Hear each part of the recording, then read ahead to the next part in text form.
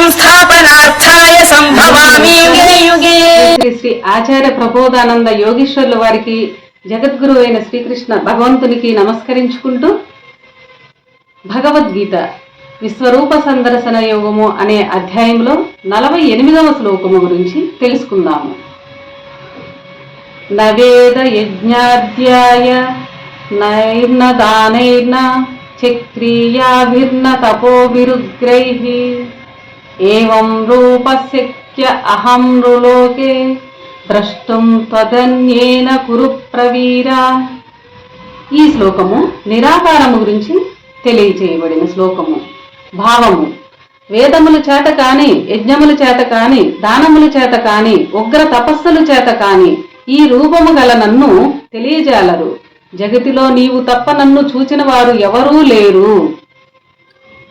వివరము: ఈ శ్లోకములో ఏవైతే పరమాత్మను ఆరాధించు ఆరాధనలో కావో, వేటి వలన పరమాత్మను తెలియలేరో వాటిని తెలియచేశాడు.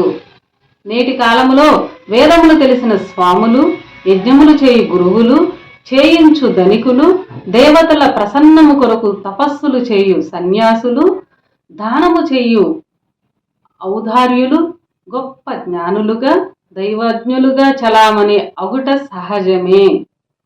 వేదములు తెలిసిన వారు, యజ్ఞములు చేయువారు, దానములు తపస్సులు చేయువారు దేవుని మార్గములో ఏ మాత్రము లేరను సత్యము కొంత చేదుగా ఉన్నప్పటికీ పరమాత్మ వాక్యము ప్రకారము ఇది సత్యమే.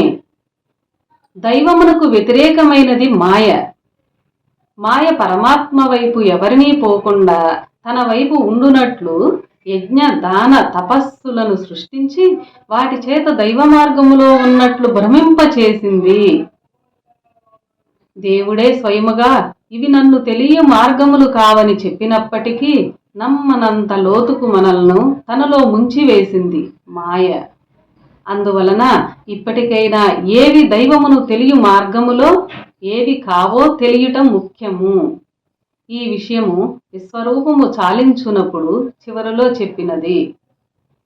ఊరికి పోవువాడు ముఖ్యమైన విషయము చివరిలో చెప్పినట్లు, జాబు వ్రాయువాడు చివరిలో ముఖ్యమైన విషయమును తిరిగి వ్రాసినట్లు, పరమాత్మ తన విశ్వరూపము చాలించు చివరిలో చెప్పిన విషయము మానవ జాతికి చాలా ముఖ్యమైనది.